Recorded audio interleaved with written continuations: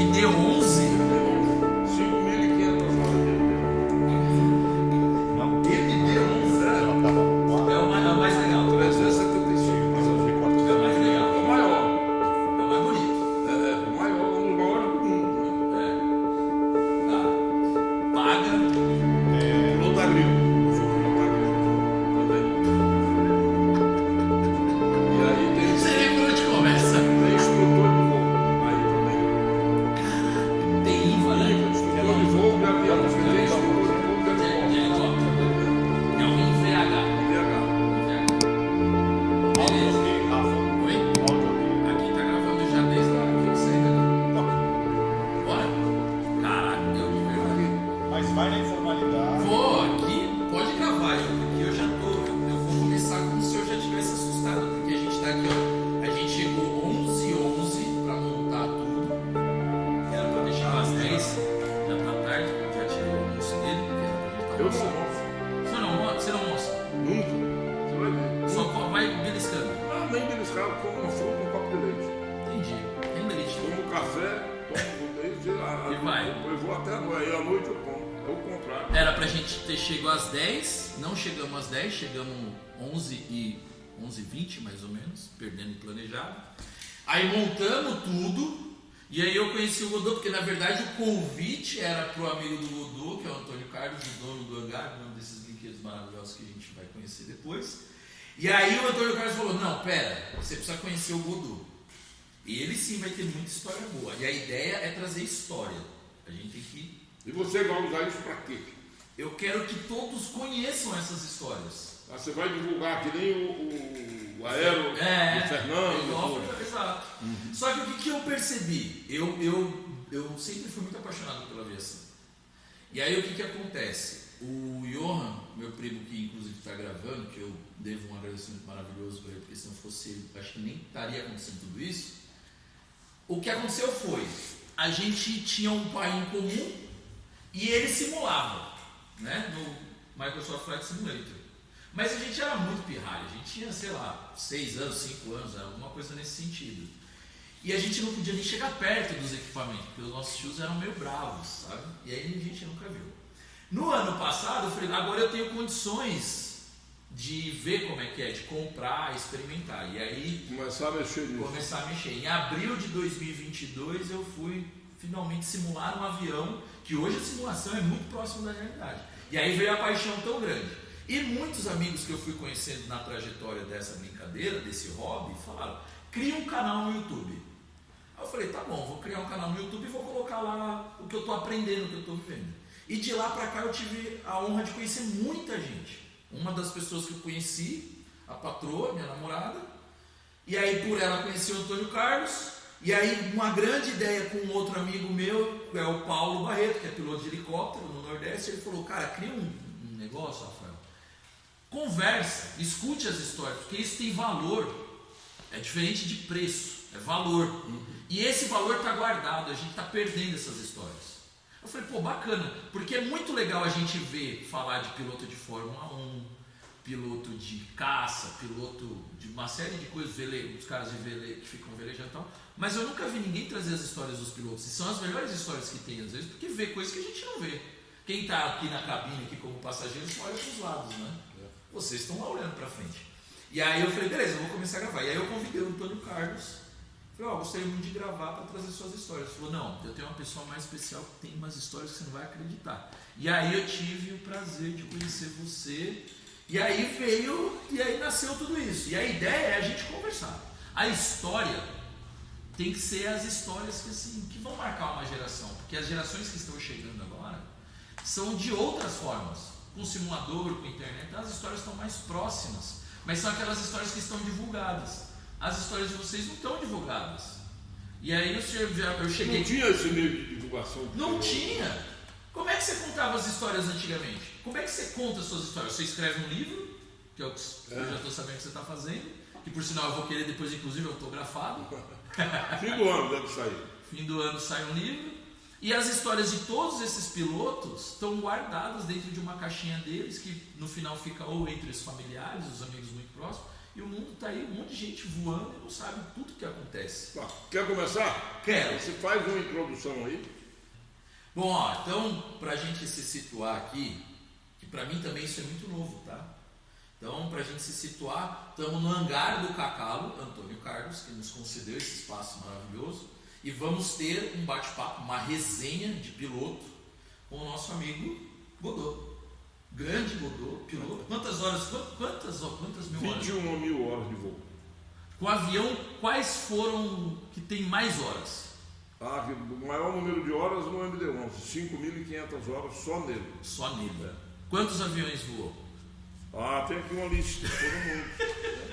Então aqui tem 1, 2, 3, 4, 5, 6, 7, 8, 9, 10, 11, 12, 13, 14,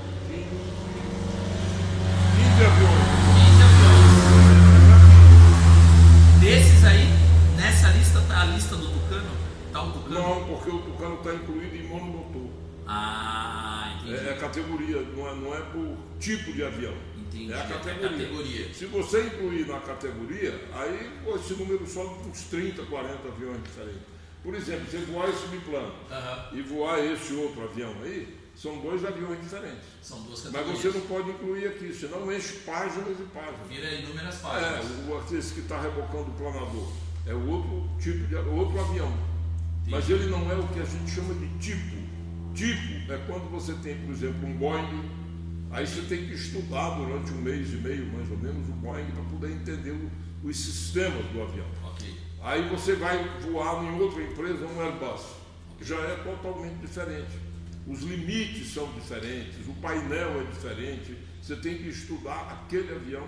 Que em média vai 1 mês e meio cada um. Mais o simulador. Isso só a sala de aula, né? Você fica dentro de uma sala de aula. Hoje em dia, a sala de aula está desaparecendo.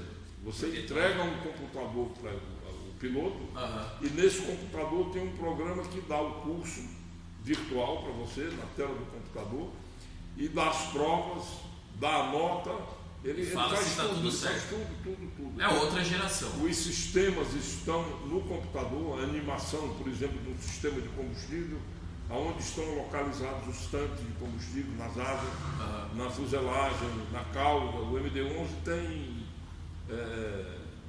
combustível na cauda. Naquela parte da cauda lá atrás ele leva combustível na cauda. E aquele combustível serve para balancear o avião. Eles fazem o balanceamento levando ou tirando o combustível da cauda.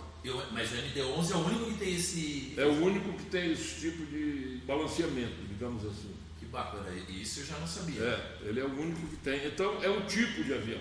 Entendi. É um específico, esse tem aqui. Mas na hora que você fala, por exemplo, instrutor de pilotagem de avião, você pode ensinar a voar nesse avião, que é o extinto, no Skybolt, num Cessna, num Piper. Então, esses aviões todos não estão aí. Entendi. Eles estão todos englobados na categoria de monomotor. Entendi. INVA como instrutor, o senhor foi por quantos anos? Você mantém, se você se mantiver voando, dando instrução, vale a vida inteira. Deu quanto tempo de curso? Eu vivi dando instrução. Desde que eu saí da Força Aérea, eu entrei na Embraer para ser piloto instrutor. Saiu da Força Aérea. Conta um pouco de você. Como é que começou a ingressar na aviação? Eu nasci em Fortaleza e com 17 anos entrei para a Força Aérea, na Escola de Cadetes. Lá em Fortaleza? Não, a Escola de Cadetes é em Barbacena, Minas Gerais. A Escola Preparatória de Cadetes. De lá nós fomos para o Centro de Formação de Pilotos Militares, em Natal, no Rio Grande do Norte. Na histórica base de Parnamirim. É uma base onde pousavam o Mermóis, o Saint-Exupéry. Eles pousavam lá para vir da Europa para cá. Eles faziam a travessia do Oceano Atlântico e pousavam lá. Pousavam numa base aérea de Parnamirim, fora de Natal. Entendi. É uns 30, 40 minutos fora da cidade de Natal. E a base da Força Aérea que dava os cursos antigamente era lá. A gente tinha que ir para lá fazer o curso de avião aéreo e avião a jato, T-37. E depois daquilo a gente vinha para a academia para fazer o curso acadêmico, as matérias acadêmicas, e também fazer o curso de aprimorar mais no voo do jato. E depois sair o oficial. De lá da academia... Isso são quantos anos? Dá 8 anos, mais ou menos. 8 da anos. academia eu saí para a Embraer. Eu vivo lá na Embraer. Na Embraer aconteceu uma coisa, hoje não acontece mais. Que a Embraer, por exemplo, o Chavante, é um avião para dar tiro e soltar bomba. É um avião militar. Né? Então o piloto civil não tinha essa experiência. A Embraer teve que tirar pilotos da Força Aérea para fazer isso no avião. Quando vendemos um avião para o Togo, na África, a gente tinha que levar alguém para ensinar os togoleses, os pilotos militares, a soltar bomba e dar tiro com o avião. Porque tem metralhadora, tem canhão pendurado no avião e que você tem que saber utilizar. O piloto civil não sabe fazer isso. Então você tem que tirar alguém da Força Aérea para ensinar a quem compra o avião como é que você faz. Para dar instrução da aeronave. E a Embraer, toda a fábrica de avião, a Embraer, a Airbus, a Boeing, né? Todas essas empresas, quando faz um avião novo, só os pilotos da empresa é que conhecem o avião. Um avião nasce, por exemplo, o Brasília nasceu aqui, para pegar um qualquer. E quando ele começou a ser projetado, a fábrica designa 2 ou 3 pilotos para acompanhar o anteprojeto. Então você começa a conhecer o avião a partir do anteprojeto. Ele nem existe ainda, ele só está desenhado. Você já está estudando, ele está em fase de desenho e desenvolvimento. E você começa a entender o avião. Quando ele faz o primeiro protótipo, você já sabe muita coisa. Aqueles pilotos que vão voar, são eles que estão estudando o avião desde o nascimento do avião. Então, quando o avião fica pronto e que você vai ter que ensinar alguém a voar, esses pilotos que a gente chama de piloto de ensaio, porque na realidade você está ensaiando o avião para ver se vai dar certo. Sim. No linguajar popular é piloto de prova, né? Você está provando o avião para ver se desce. Ou piloto de teste. Em inglês é test pilot, piloto de teste. E você então está testando o avião e conhecendo o avião. Tem uma hora que a fábrica congela o protótipo. O que é congelar o protótipo? É que dali para frente não se mexe mais. Ele já está... porque você faz um painel de instrumentos. Perfeito. E aí você está pilotando na cabine, de repente o manche do avião está te tirando a visão de um instrumento que está no painel. Aí você fala, olha, esse instrumento é muito importante, eu preciso que ele mude de lugar porque o manche está me atrapalhando a visão. Então a fábrica muda esse instrumento de posição. E é isso o desenvolvimento do avião. Só que quando esse avião chega num ponto que não muda mais, assim, tá bom, então... A partir de agora não muda mais, senão você fica louco. Porque sempre fica mudando. Você está sempre mudando. Então isso chama-se congelar o projeto. Você congela o projeto e se houver uma modificação a fazer depois, é feita bem depois e com muito sacrifício. Porque cada modificação você tem que fazer documentação e divulgar para todo mundo essa modificação que aconteceu no avião e por aí vai. E aí começa a ganhar o volume é muito grande. E aí, nesse caso, por exemplo, o piloto de prova, os 3, digamos, que estavam envolvidos no projeto, tem que pegar 5, 6 pilotos da Embraer, instrutores, e ensinar para eles a voar aquele avião, a entender aquele avião. Aí entra o Godot na história. Aí a gente fazia isso. Às vezes eu estava no grupo que acompanhava o protótipo, às vezes eu estava no grupo que era instrutor. Boa parte do meu tempo eu fiquei no grupo que era instrutor, devido ao idioma. Falar 4 línguas, isso ajuda muito. Você vai lá para fora, tem que dar instrução, geralmente é em inglês. Perfeito. 99% é em inglês.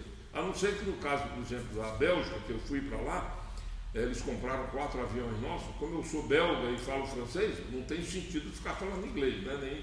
Nem falo o idioma deles também, que é o francês. Mas você vai ensinar o pessoal a voar aquele avião.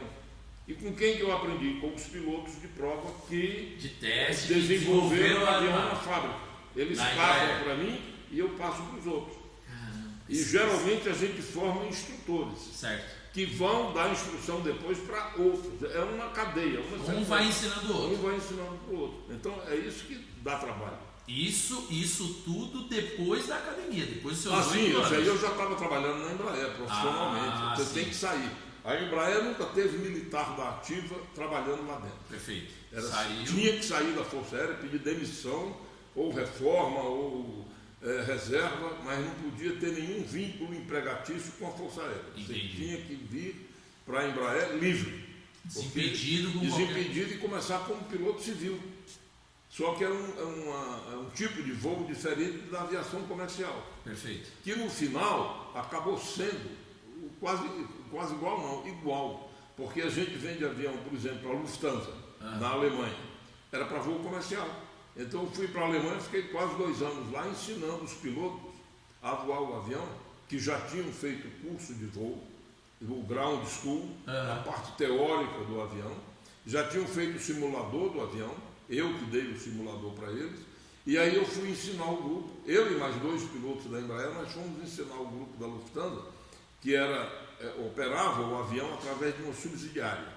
Aqui, assim no Brasil, tinha a Rio Sul, que era subsidiária da Varig, era uma perna da Varig, lá eles tinham a DLT, é um palavrão desse tamanho em alemão, que é a Rio Sul da Lufthansa. Entendi. É Deutsche Luftfahrtgesellschaft. É um negócio desse tamanho, eu levei 2 anos para aprender a pronunciar. Então você tem aquilo lá, você tem que ensinar os pilotos. Só que você não pode parar o avião. Ele tem assim, que tirar da linha. Você pega, põe o uniforme igual deles. Entra no cockpit. A Lufthansa dá o uniforme para a gente, deu, né? E a gente então, digamos, fantasiado de piloto da Lufthansa, mesmo porque o passageiro não é bom, ele vê que aquele voo é de instrução, ele vai ficar em dúvida. Sim. Então você dá a instrução como se fosse um voo comum, um voo de rota. E durante o voo de rota você aproveita pela instrução. Aí é onde acontece os momentos de 3 dentro do cockpit ali. Normalmente são 2 mesmo. No caso do Brasília, desses jatos menores, são 2. Não precisa do terceiro. Entendi. Só se tiver um observador, que quer aprender um pouco mais. Aí tem um assento entre os 2 pilotos que a gente chama de jump seat. Jump seat. O cara vai ali e vai observando, mas ele não tem acesso ao comando do avião. Não, só observa. É só observa. Ele vai ouvindo o que está falando, tudo, acaba absorvendo algum conhecimento, né? Sim. Mas é assim que funciona. E foi assim que eu passei quase 52 anos da minha vida. Na Embraer. Na Embraer foram quase 20 anos, dando instrução de voo pelo mundo afora. Eu andei por 111 países. 111. Está nos passaportes. Quantos passaportes? Tem uns quase 20 lá em casa. Aqui eu trouxe alguns porque tem umas curiosidades aí, né? Caraca, 111 países. Deixa eu ver se tá aqui. Teve algum país que você passou e você se apaixonou pelo país, mas não morou? Não, a Noruega era muito bonita, né? A Noruega é um lugar lindo. Mas é muito frio, tudo, mas não deu para ficar lá porque eu tinha um emprego aqui, né? Tinha Embraer? Acabava a missão e a gente voltava para cá. Mas a Noruega é muito bonita. Foi nesse mesmo período que você levou os tucanos? Não, o tucano foi durante a fabricação do tucano, mais ou menos a partir da década de 80. A gente levou. Mas esse negócio de andar por países, eu não sei se o nosso cameraman vai mostrar aqui. Acontece coisas interessantíssimas, né? Quando a gente teve na Guiné-Bissau para mostrar o bandeirante, você entra, tem que ter um passaporte, tem que ter um carimbo, tem que ter alguma coisa, né? E o agente lá da imigração carimbou o meu passaporte. Eu não sei se dá para mostrar aqui. Você não consegue ler nada do que está escrito aqui no carimbo. Mas por quê? Porque é um carimbo antigo. A Guiné-Bissau, naquela época, era o 2º país mais pobre do mundo. Na lista de baixo para cima dos países, ele tinha o país mais pobre, que era o último, e o penúltimo era a Guiné-Bissau. Então eles não tinham. Vê se você consegue ver alguma coisa. Nossa, o carimbo nesse deles carimbo. Não funcionava. Você não lê uma letra, uma palavra. E eu... Em alguns lugares talvez, mas você, é bem de uma desgastado. maneira muito assim, inocente, sem a perceber da bobagem que eu estava falando, eu perguntei para o cara da imigração, para que você carimba isso? Não dá para ler nada. E como eles são muito pobres, ele disse, comandante, mas é que eu não tenho outro carimbo, eu só tenho esse. E eu tenho que carimbar alguma coisa. E como eu só tenho esse, é esse que eu vou carimbar. Embora o senhor não leia nada, mas tem que carimbar. Mas está carimbado. Está carimbado. É isso aí. Imagina então, ao longo de Esse anos carimbo usando tem carimbo. uns 30 anos que ele utiliza, porque não dá para ler nada. É um borrão. Oi, você conseguiu pegar isso aqui, cara? É um borrão. Assim, ó, tem um pequeno. Tem uma assim, estrela, porque eles são comunistas. Tem uma estrela vermelha em cima. em cima. Só. É E o que embaixo, você... num O círculo letreiro dá que pra tá aí, ter você não consegue ler. mas o letreiro em cima é ilegível. Então, esse tipo de problema a gente teve muito. Você chegar em países que tem esse tipo de problema. Que eles queriam só ver o carimba avião. por burocracia. Se eles iam comprar ou não, era outro problema, né? Mas é um dos países mais pobres do mundo, não tem dinheiro para nada. E nessa viagem, mas a viagem para Guiné-Bissau foi por como? Não, a gente sempre fazia, como nesses casos, a gente aproveitava uma viagem, era sempre planejado, né? Por isso que eu conheci 111 países. Você saía daqui para a África, tinha um roteiro de demonstração do avião. Então você visitava 5, 6, 8 países. E aí, na volta, nós passamos na Guiné-Bissau. E aí aconteceu esse fato gozado, o cara carimbando. Ou seja, o cara tava carimbando. Se ele pegasse um solado de tênis lá e carimbasse, talvez ficasse melhor. Dá dó, né? Mas é a pobreza do país. Isso há quantos anos? Isso aqui foi, tem a data aqui. Foi o quê? Década de 80. Nossa, eu nasci em 85. Aqui foi 83. Eu nem era nascido. 16 de novembro de 1983. 16 de novembro de eu tinha 33 anos, eu nasci em 50. São 2 anos a mais, 39 anos. 39 anos. 39 anos atrás. Isso aí, mas e até hoje eles são pobres, né? Não tem muita renda, não tem o que fazer, é pobreza absoluta.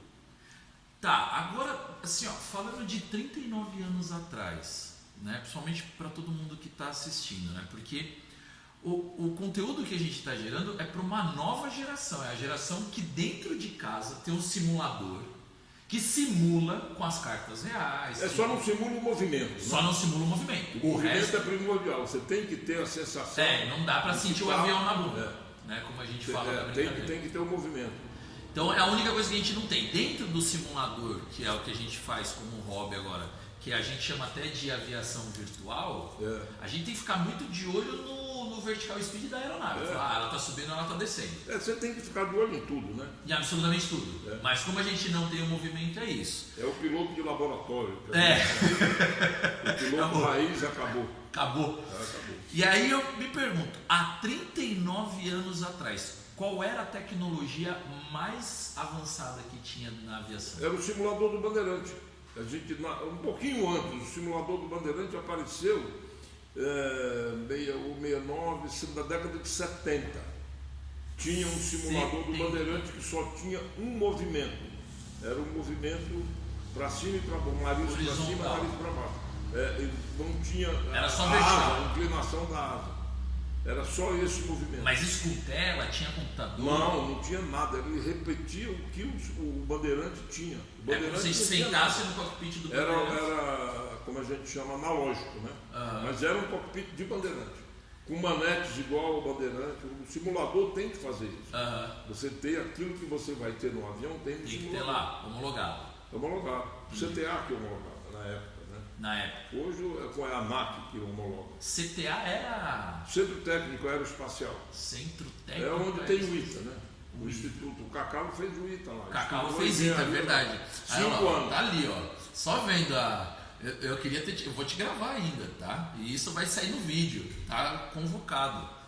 E aí ele fez o ITA, que tinha o CTA, que agora é a ANAC, que passa...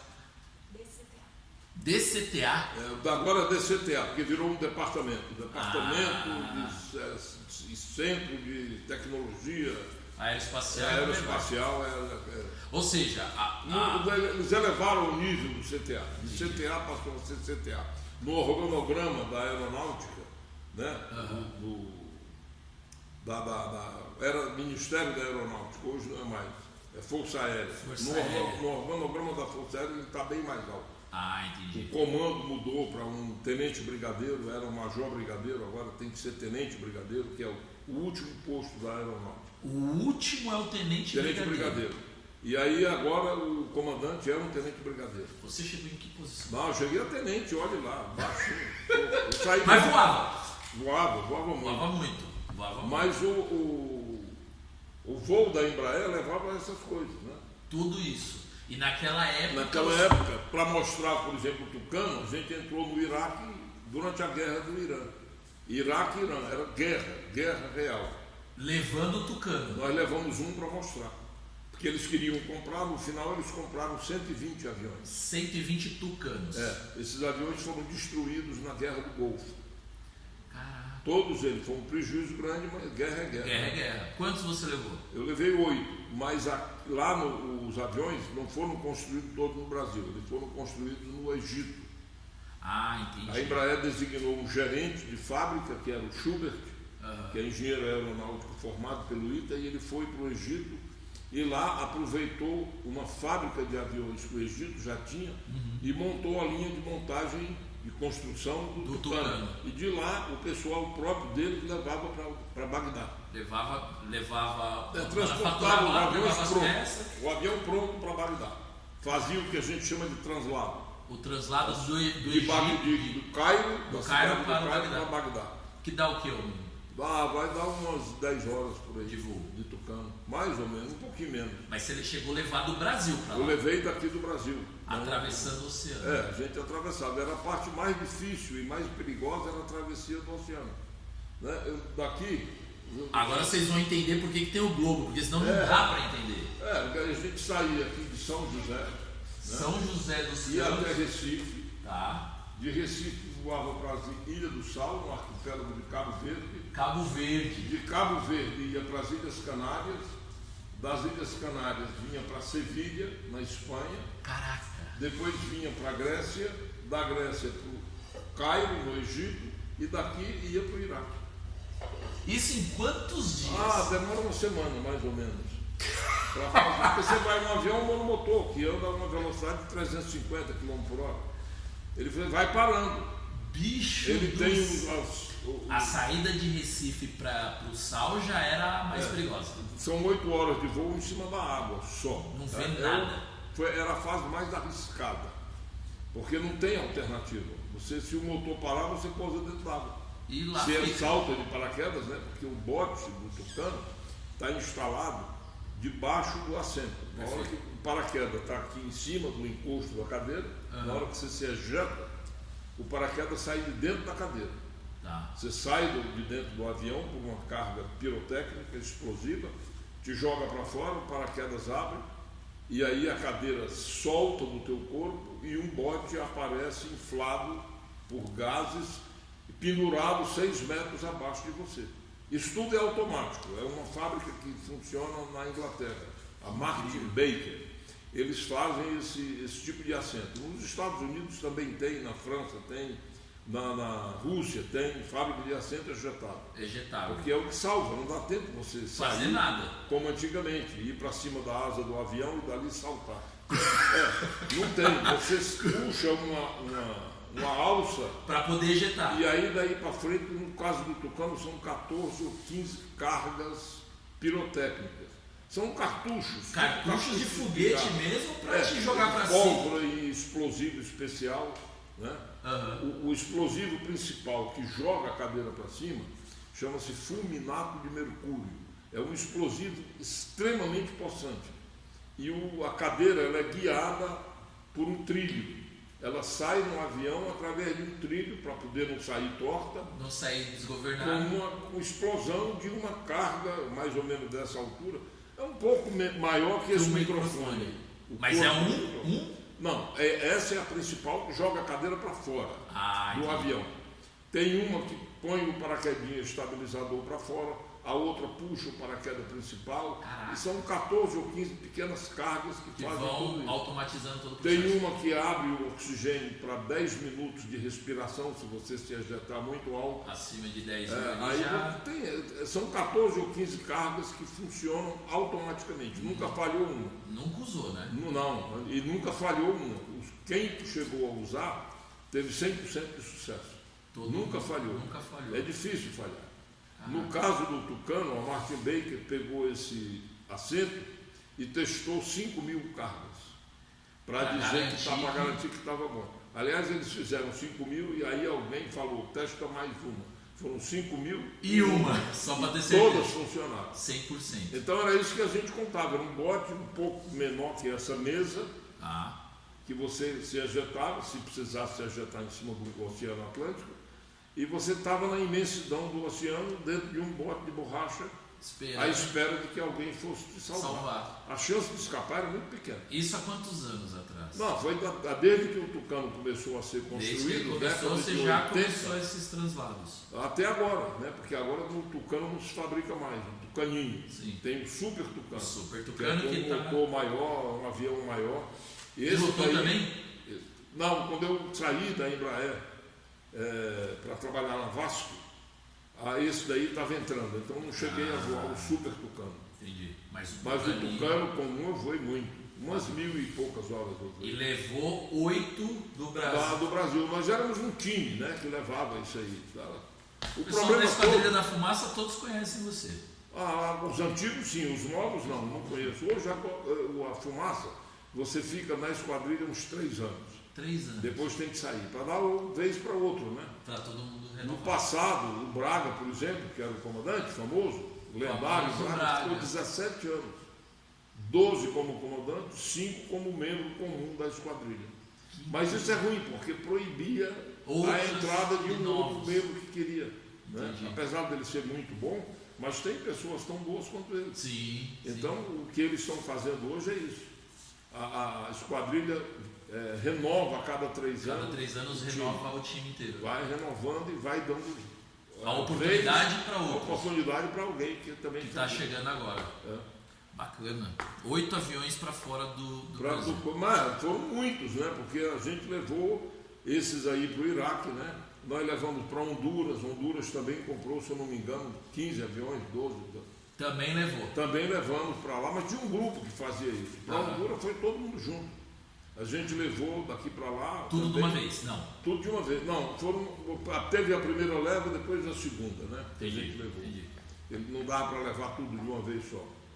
E funcionava, era assim que funcionava. Era uma aviação diferente da aviação comercial. A aviação comercial é muito repetitiva. É sempre a mesma, né? É sempre a mesma rotina. E por uma questão de segurança, tem que haver a rotina. Se você quebra a rotina, você está comprometendo a segurança. Entendi. Então tem que haver a rotina. Falando de comercial, o MD-11 foi comercial o voo para você? Ou não? Não, eu trabalhava para Vasco. Para Vasco? Eu saí da Embraer e fui empregado pela Vasco para voar, o MD-11. Porque o que acontece na Embraer, a Embraer dava uma experiência, e dá até hoje, que nenhuma outra aviação dá. Você acaba conhecendo o mundo inteiro. Por exemplo, nós levamos avião para Nova Zelândia, para a Austrália. Nós levamos avião para Nova Zelândia e para a Austrália através do Havaí. Saía daqui para os Estados Unidos e até São Francisco. De São Francisco, com 2 tanques de combustível extra dentro do avião, 2.000 litros de querosene a mais, voava para o Havaí. Do Havaí voava para as Ilhas Marshall, na Oceania, e das Ilhas Marshall você ia para Nova Zelândia e ia para a Austrália. Demorava. Era mais de uma semana voando. Mas era ao contrário. Você tem que ir pelo caminho mais curto. O mais curto. Era esse, né? A gente saía daqui, fazia isso aqui. Aí a gente já não precisava ir pelo litoral, a gente ia direto para Belém, porque o avião tinha muito combustível. De Belém a gente ia para a Flórida. A Embraer tem uma empresa lá que é a Embraer Aviação, Embraer Aircraft Company, é a EAC. Aí da Flórida é a subsidiária da Embraer lá. Foi a primeira, em Fort Lauderdale, na Flórida, pertinho de Miami. Aí daqui a gente ia para São Francisco, de São Francisco ia para o Havaí, do Havaí, Ilhas Marshall, Austrália. E eram etapas dava 12 horas quase, 11 horas e pouco de voo, cada etapa. Cada perna. O Bandeirante tem em média 4 horas de autonomia, porque é um avião para voo curto, não é um avião para fazer esses tiros muito longos. Então a gente aumentava a capacidade dele para cruzar o Atlântico Sul, aqui de Fernando de Noronha para a Ilha do Sal, são 1.372 milhas náuticas. multiplicado por 1,8, né? Vai dar mais de 3 mil quilômetros, quase 4 mil Quase quilômetros por aí. É quase São Paulo. Dá 8 horas de voo. Isso é em cima do água, né? E isso com um tanque extra dentro do avião com 1.000 litros de querosene. Aí com 1.000 litros você aumenta em 4 horas a autonomia. 4 horas e meia. O avião vai para 9 horas. A autonomia declarada no plano de voo era 9 horas. E a gente fazia a travessia em 8 horas. Porque você tem que voar devagar, você tem que voar no regime que a gente chama de long range. Você não vai no mesmo regime de aceleração que você usa para ir